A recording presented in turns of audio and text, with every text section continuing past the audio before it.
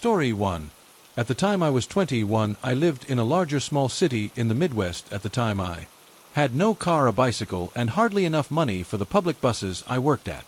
The retail battery lighting and repair store I worked full-time and only lived a little over a mile from my job. Since I was a female in a male-dominated field, I was often used to targeted abuse from men that thought they knew better. Many times I stood my ground and flaunted my knowledge in subjects that these men couldn't grasp. Because of my willingness to learn and my close proximity to work, I often worked all sorts of hours, mostly by myself. This time I wasn't the person closing and had a co-worker, Joey, who came in for a part-time shift after he wrapped up classes at the local college. We had a close friendship and we often stood up for each other and stood in when we were flustered or needed to go to the bathroom in the back. Joey received a phone call for a possible repair on a smartphone, and he wasn't 100% sure if it was a phone that we could repair. He asked the young female caller to stop by for a consult. She had quickly agreed and said that she would stop by at around 5:30 p.m. This was a night that I was supposed to get done at 6 p.m. and catch the bus at 6:12. It was a windy, drizzly, early fall night. I remember this because I had my bike with me and it became my anchor that night. A little before 6 p.m. this frantic, terrified, bawling 19 to 20-something-year-old woman came into our tiny shop. I was at the counter switching out aging price tags and general store maintenance. I looked up at her, confused and willing to help. She looked me deep in the eyes, asking if Joey was there. At the time he was in our tiny bathroom in the back, so I had to step in and help out any customers. I told her that he was currently busy and that I was willing to help her. She handed me her smashed, cheap phone very timidly. My customer service skills couldn't prepare me for what she was going to say next. She quietly told me that her boyfriend had gotten angry and smashed her phone when she tried to call her sister that afternoon. I took the backing off of the phone and tried to research the model for any possible screen repair. No results found. I tried to hand her back the destroyed phone and she pushed it back in my hands with a pleading look.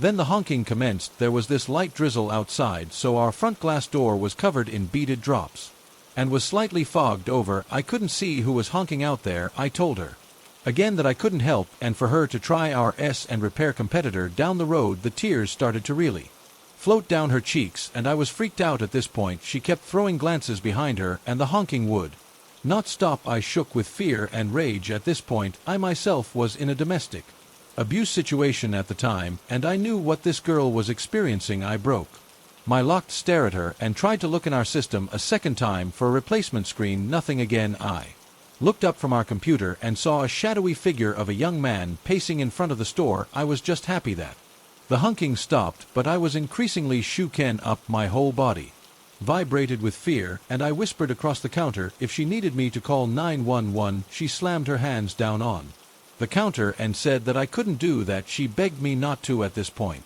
Joey came out from the back. He asked what all the honking was from. We had a lot of elderly farmers, lazy and disabled customers that would honk their horns for us to pick up heavy battery cores from their cars. He thought it was one of those situations, but with the looks on our faces he knew something horrifying was happening. The young goo stopped pacing outside and began banging on our front door. Joey took the girl's phone from my hands and said for me to go in the back and lock the back employee only doors. I did what I was told and grabbed my bag, my bike and my jacket. I looked at the clock in the back and it read 614. I spent 15 minutes with this girl, both of us feeling like trapped animals. Joey did bodybuilding during his free time and was a gentle, non-conforming, short but stocky Asian guy. I was a short, obese kind lady that would respond either of two ways, like a doormat or ready to stand my ground. I knew that I couldn't find a customer and neither could Joey, not because of physical reasons. We'd lose our jobs and had no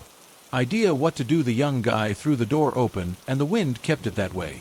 He had this manic, hateful look about him. He was a total predator. He was slim but muscular, early to mid-20s, and was soaked by the rain. He took the broken phone off the counter and took the girl in tow. He hurled insults at us and I gave the girl a pied look. He slammed the door shut and both Joey and I stood in absolute silence. Joey snapped out of it and ran to the front door and locked it. I told Joey to call our manager from our store landline and I stood around while he did. I noticed that the guy had moved his truck to directly in front of our door. He was watching us from his truck.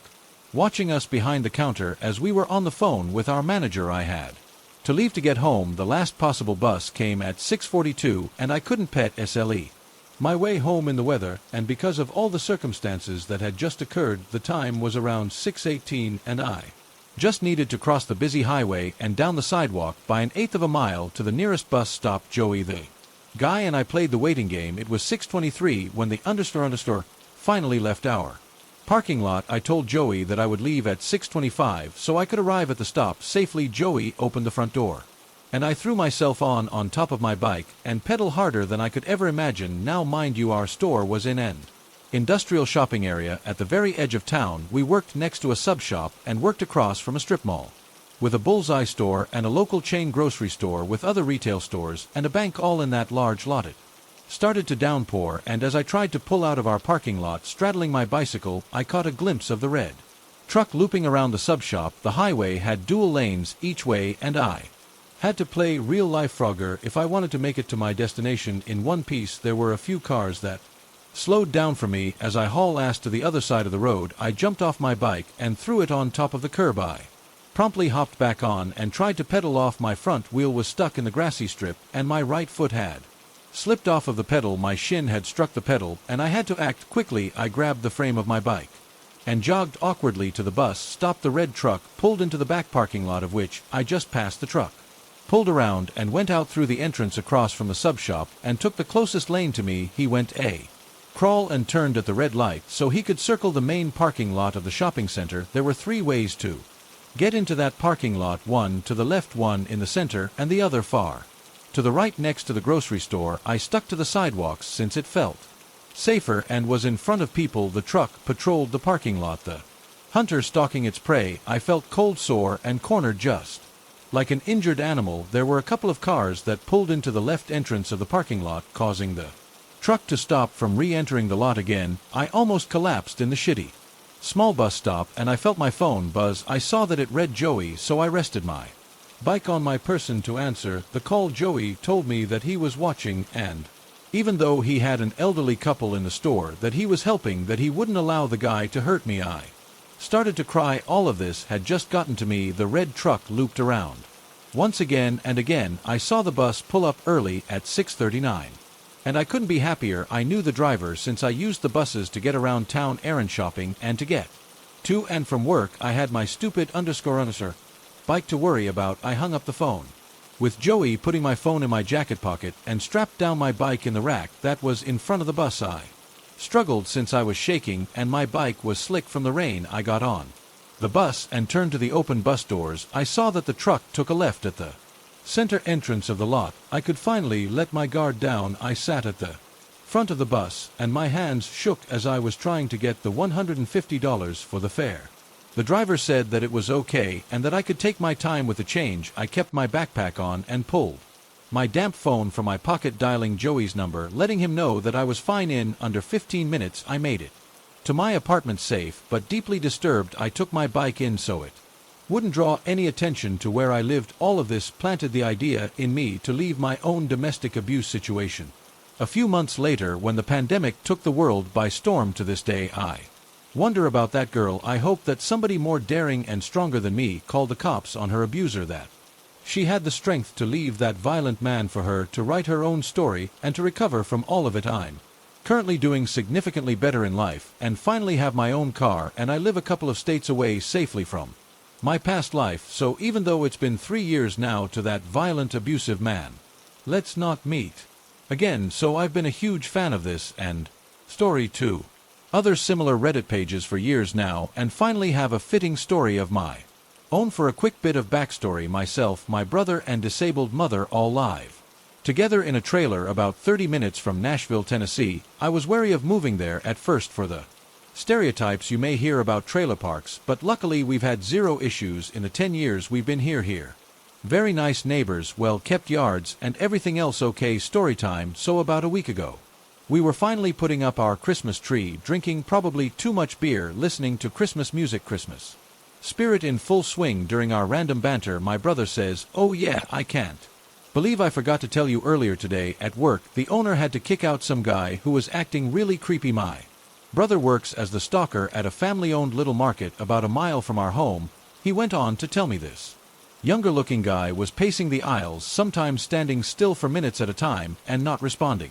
When the owner would ask if he needed help finding something, after about 20 minutes of this, the owner asked him to please leave because he was scaring the customers, and without a word he left. We continue with our good time, hanging ornaments, drinking, getting our mom involved, and all is good. We wrap up around 10:30 p.m., help our mom to bed, and decide we might as well finish off the ton of beer we have left and admire our decked-out tree. Around 11:30 we decide to go out on the front porch to share a cigarette, as we usually do when we've tied on a good buzz. My brother opens the door and almost immediately closes it. I ask what's up, and he says, "Holy, the guy I was telling you about, just like Michael Myers, walked down the street past our house." I thought that was pretty strange, but wasn't really concerned. We waited for a few minutes, then went and smoked as usual and went back inside. My brother and I aren't troublemakers at all, but I am pretty confident in our ability to defend ourselves if we had to at this point. These are just thoughts in the back of my mind, though after all I hadn't even seen this guy yet. Fast forward to about 2 a.m. we are more than drunk enough to go ahead and call it a night after one more cigarette. My brother opens the door, and within seconds I hear him say, "Whoa, whoa, whoa. Hey man, you good? Hey buddy, what's up you?" Good. I'm in the kitchen at the time, but quickly decide this doesn't sound right and rush over to the door. What I see when I get to the open door is a younger man standing on our deck about 3 feet from our front door. He's pretty tall, about 6 feet 4 inches, and another thing I notice is that he looks a lot like Adam Driver, which was a detail my brother jokingly mentioned earlier during tree time. So I'm realizing for the first time this must be the guy he's been talking about.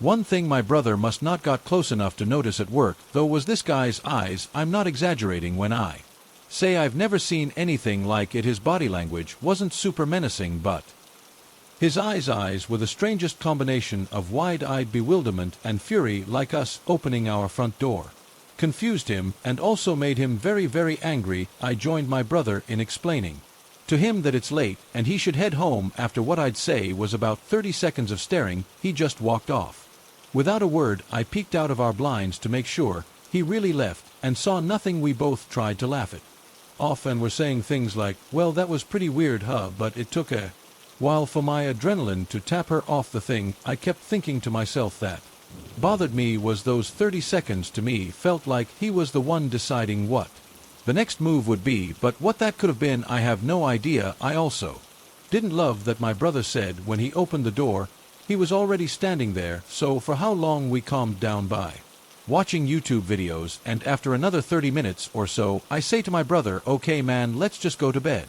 I'll take one more look outside to be safe," but felt like it wasn't really necessary. I open the door and he's back. The streetlights are spaced very far apart in our trailer park, but at the edge of our driveway there I see his silhouette probably 50 feet away, just staring at our front door. I feel I should mention he's not there texting or on the phone with someone, he's just there. I feel bad in hindsight because I'm sure this poor guy definitely has mental health issues, but between being drunk and exhausted and the look he gave us earlier, I was over it. I finally put some BAS in my voice and said, "Hey man, you can't just stand in our driveway. You're being creepy, dude. Just please leave. I really don't want to call the cops on you, so don't make me." This seemed to work. His demeanor didn't change at all, but the word cops seemed to do the trick. He turned around and walked away. I hope we handled it well. I understand and empathize with people with mental health problems and have friends and family who unfortunately suffer from those things. However, I still can't shake the feeling that something bad could have happened that night. He didn't finally leave our porch earlier that night until I showed up to the door, essentially making him outnumbered, and even then he still came back. I hope he's okay out there. We haven't seen him since.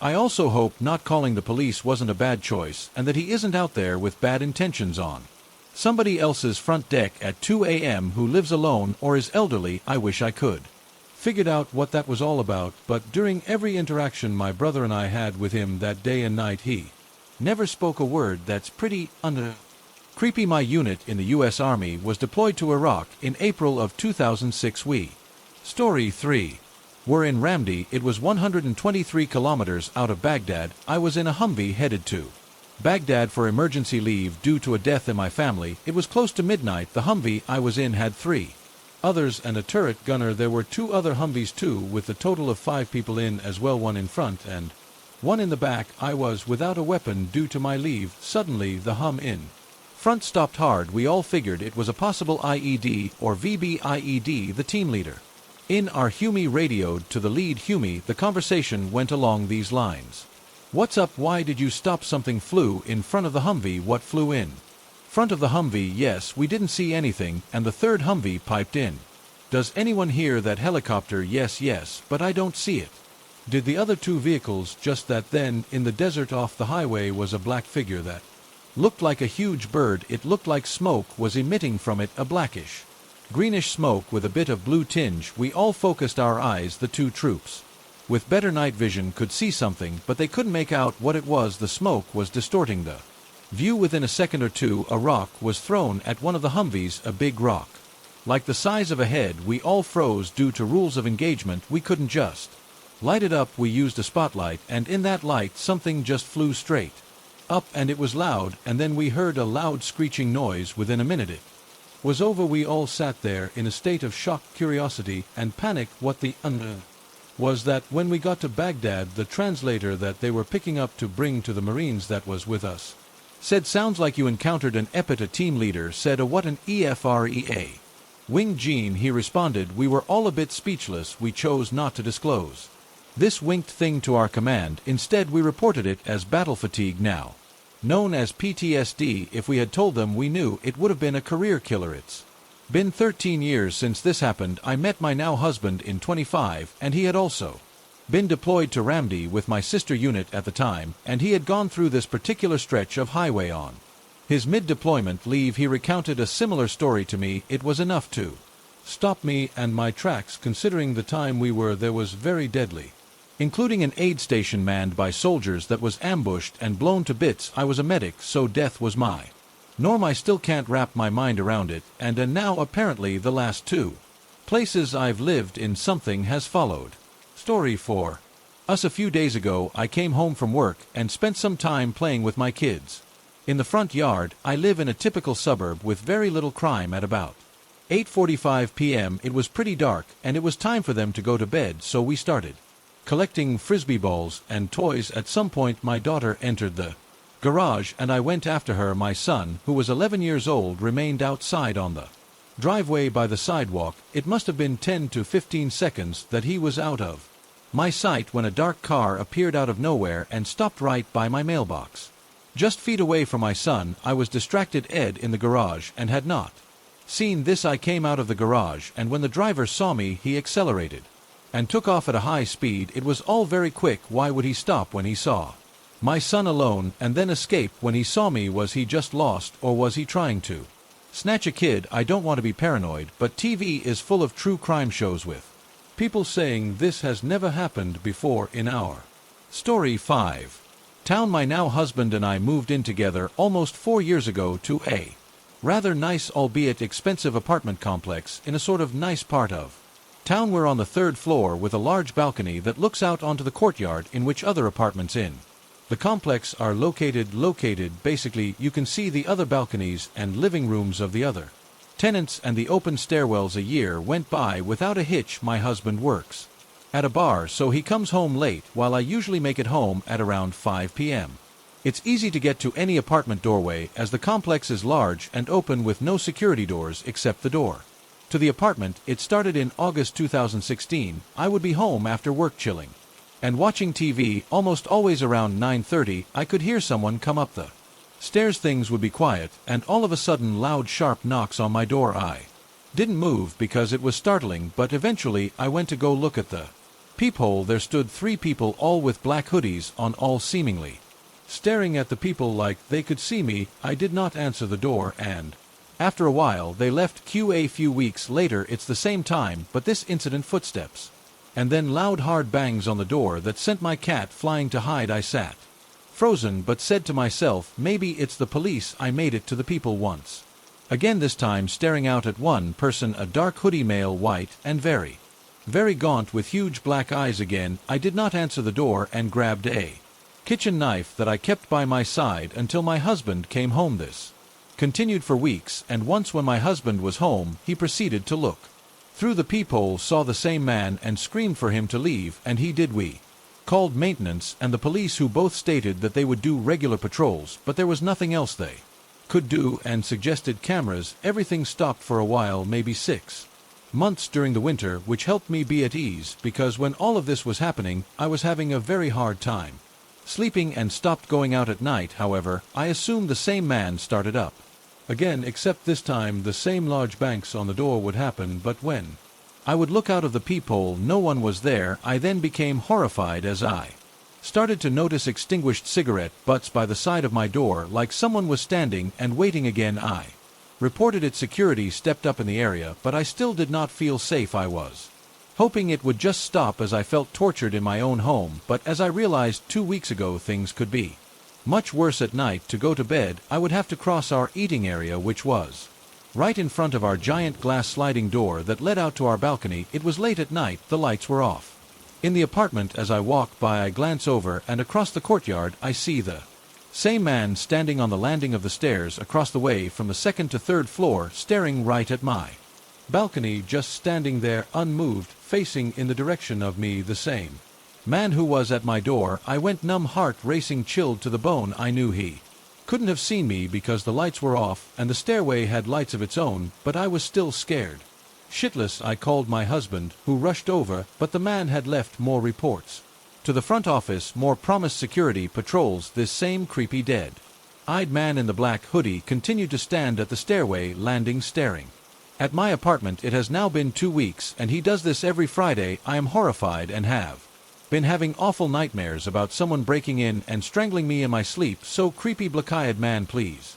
Let's not ever meet. 4 years ago, I trained a new worker who, story 6, was honestly a nice guy at the time, early 30s, seemingly healthy, very much into yoga, had a beautiful girlfriend, the works. He seemed very balanced and healthy. His name was Andrew. We had another long-time co-worker who was sort of Mr. Popular with managers, but honestly really annoying. People could only take him and SM small doses. He was essentially the embodiment of a TikTok frat boy who would randomly dance on the job in freestyle. Extremely annoying. Anyway, his name was Brad. Now, before I explain, I should include that this workplace sucks. It barely holds a single star on Indeed. It's a large factory with no windows, toxic management, long hours. It was very hard on most people's health. So anyway, roughly a year into Andrew's stay, things started to change. He and I were mutually friendly to one another. We would have long civilized discussions about interesting things, but something was really out of place when he mentioned his new beliefs about the world being flat and a hologram moon theory. It was really unlike the old version of him, who was really rational. I sort of shrugged it off and said it's probably a phase. Sore trolling. Fast forward a few weeks, Andrew has seemingly took a lot of interest in coworker Brad and sort of developed some of his mannerisms, but in a more endearing way, kind of copying his silly dances and laughing. It seemed harmless, but as months go past, he continued to dance more and more, to the point he had to be asked to stop by supervisors. He would even be moving around at the morning meetings using all the same manner as and phrases as Brad. This really started to creep out Brad to the point he switched shifts. We theorized maybe he was on drugs, but Andrew was very vocal against all substance use, including alcohol and weed and such. He was also a vegan. Where things change for the worse is when Brad ends up getting with a new hire at work. She ends up becoming his girlfriend. They move in together and such. This is when Andrew shows up to work using Brad's name, even signing himself in on the log book as him, referring to himself as Brad all morning. Then later that day, Andrew stands up on a work table screaming that he's in love with Brad's girlfriend, his arms spread out in a cross Jesus formation, face to the ceiling. The whole place was silent, and after he ended up standing in a corner with a broom sweeping nothing for the next several hours. We would not turn around from the corner, not even when tapped on the shoulder or called by name. The only time I saw him away from that corner was when it was time to go home. He was the last one out. Unfortunately, my job being QC, I'm always among the last ones out as well. Despite both of us being the last in the building, I did my best to act normal. When passing him in the hallway, I glanced at him. He was looking directly at me, head tilted down, making a Pseudo-snarling dog face eyebrows in AV tongue and teeth out the next day hour. Boss decided Andrew needed to go to the hospital, so we actually made an appointment and got him in an Uber. He was put on leave for a week. The security guards who I was friends with told me Andrew kept showing up in the middle of the night trying to sign in for work at the card reader, sometimes at 2 to 3 o'clock in the morning. Anyway, surprisingly, a week later Andrew comes back and seems somewhat normal, almost like he has no recollection of anything he did. He even wrote an entire album on his phone in that time, which surprisingly was better than I thought it would be, but I noticed it was all love lyrics, sort of wacky country love songs, as things seemed to normalize with Andrew. He stated he really wanted to hang out with me, go for a hike, and throw axes at trees and stuff like that. I sort of didn't agree or disagree and told him I'd get back to him on that, as I was secretly a bit on edge. He asked me later in the day if I was still down, and I said unfortunately I had other obligations, and he said, well, I guess I can't throw an axe at your face then, and I laughed, not knowing how to react at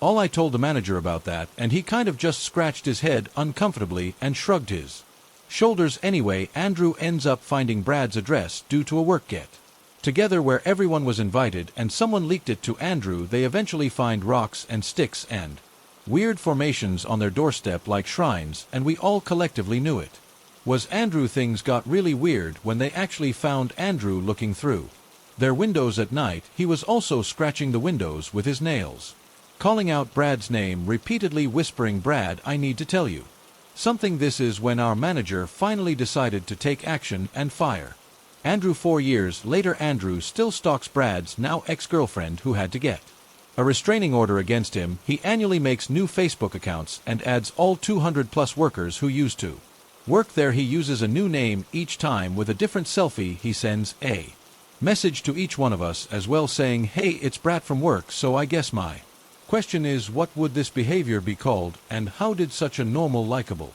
level-headed person turn into this? Is there a term for this behavior? What would your diagnosis be? One of my friends had the balls to ask him in a reply if he recalls anything, which he doesn't seem to, but he sure remembers Brad's ex-girlfriend and says some extremely concerning things about how she's the one and the only one. "I'm the bigger one, she's the smaller one." As a quote, he said that he was put on this earth to essentially save her. He also seemingly has no support at all from family or anything, and is working a new job, living alone, unattended. I feel like this is sort of a risk. Anyway, I'm interested in some of your feedback in what he might be dealing with. Hello, I'm EV. I wanted to tell my story because it was absolutely Story 7.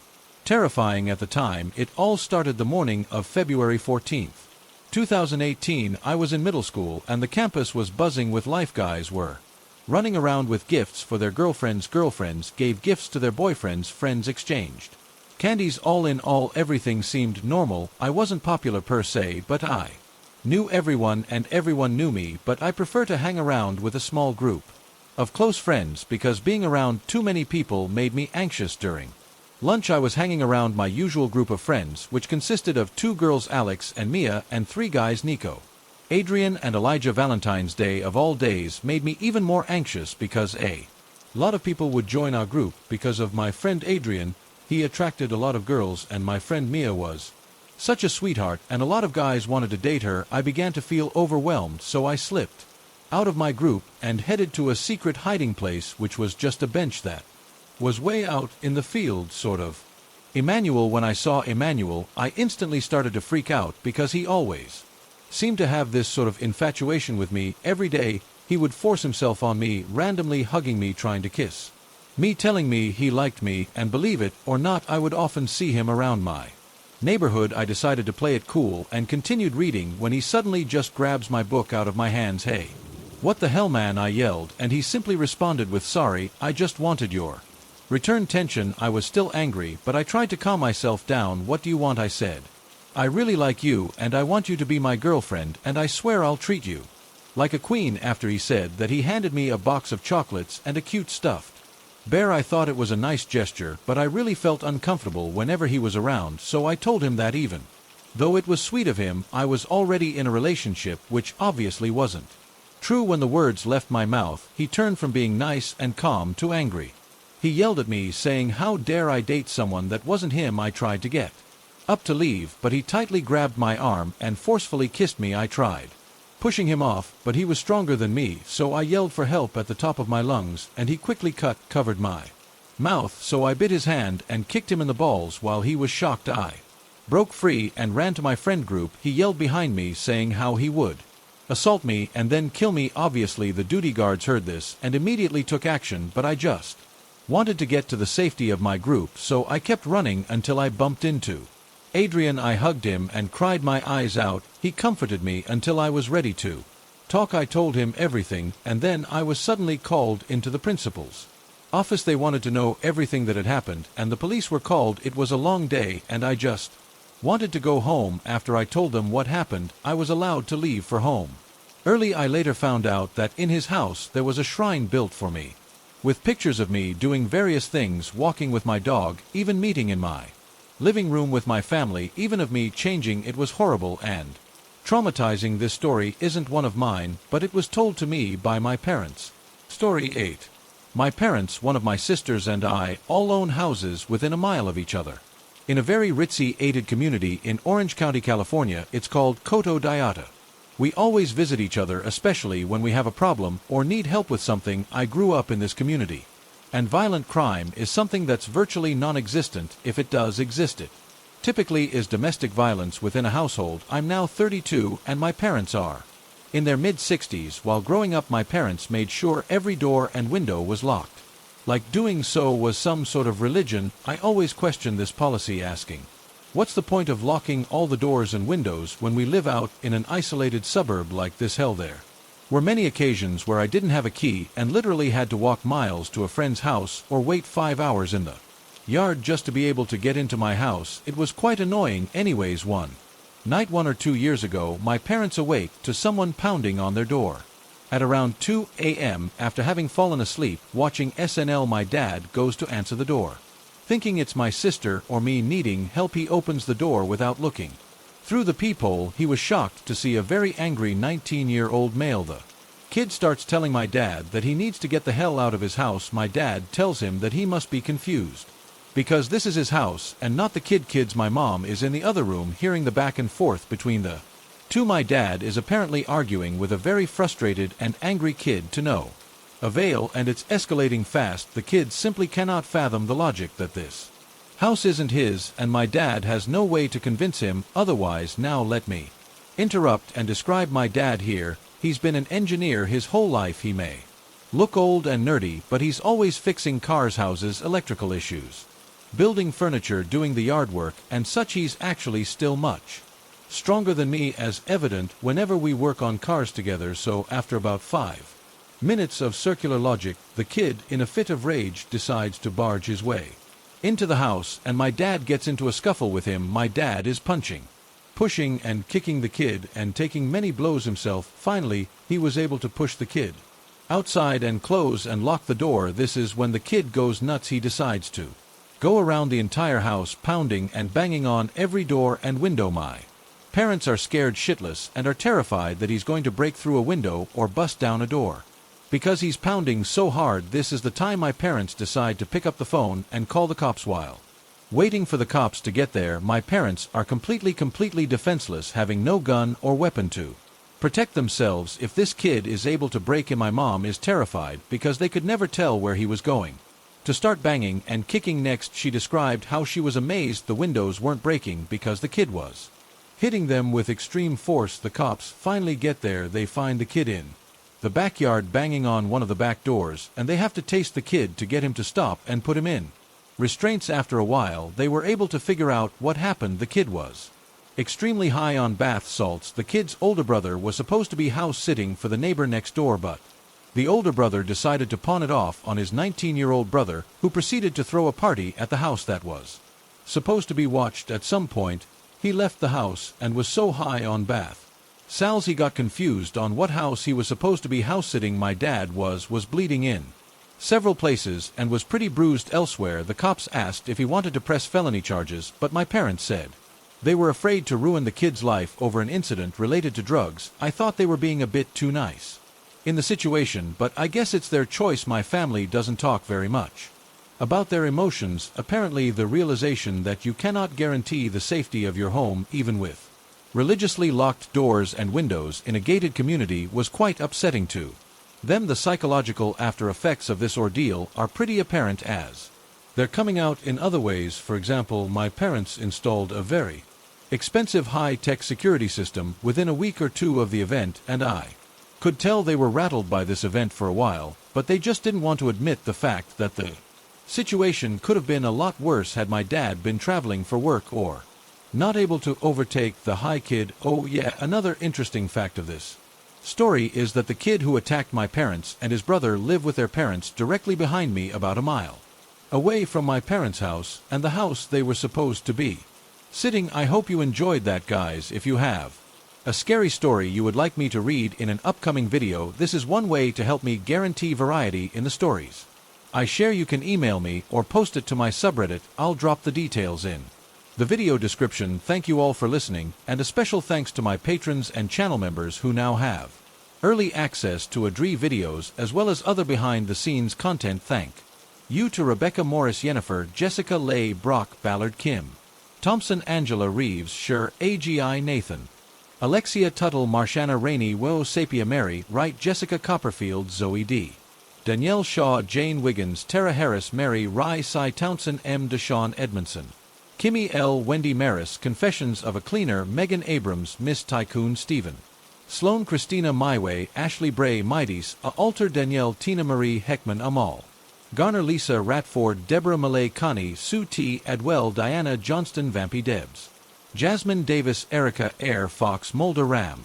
Beltron, Tina, Nick, Bosie, Sarah, C.H. Neal, Kavanaugh, Tiara Sunders, Timothy Stratton, Jennifer Jenkins, New York, Rash, Maribel Duna, Michael M. Ollie, Marissa, Kuro, Amber Hops, King Slim, Justin Beast, Gillespie, Joy, Dana, J. Blee, Anna, Stephanie McLaren, Lumine, Kami Skin Crawler, Adara Bella, Play 2006, Michelle Welchman, Dana B. Lisa McDonald, Clar Scott Madison, C. Wasp Sting, Jennifer J. Ashley, Lily Pack, Lee T. Wyatt, Gina, Laura J.K. 6 Venzio, Donna, Joey Big, GSC, Tanya Spaghetti, Wello King, Matthew, October Gypsy, Lisa, Ally, Thomas Build, With Me, Letitia, Fran Debs, Insomnic Cats, Stephanie Summer, Rebecca Tyara, This Bad, Kitty Your Pay Piece, Dilly Laney, Tripping Balls Through History, Samantha Erica, Alyssa Tracy Killian's Place, April James, Ara Jan Joy, Handout Pegasus Genesis, Karen Kitu V, Barry LJ, Fiona Xbox, Scal, I Like Booty, Monica, Level A, Chris, Anna, Holly, Spry, Kimber, Jasmine, Sentix, Heather, Haven, Kitty Cat, Luna, 2, ADHD, Aurora, Janice, Cinderella, Baby Borderline, Betty, Lady Draco, Erica, Nicole, Snowball, Raina, Melanie, The Honeybee, 987, Pretty Girl, 215, Ryan Brook, Wendy, CFTY, Cal, Tina, Dina, Vampy, Debs, Patricia, Amber, Krista, Brenda, Absent Alice, Christ K, Spiders Web, H. Lala, Andrea, Sue, Monique, Shaw Gorman, Emma, Lisa, Sigma, Cube, X, Greg, Chelsea, Amanda, James, Sam, Zep, Tay, Sarah C, Austin, Tan, Lil, Smart, Jenny, Gabrielle, Fire 5, Sarah P, James, Garana, Gemma, Allen, Monica, Level A, and Alex. I hope you're doing well, guys. I'll see you all on the next one.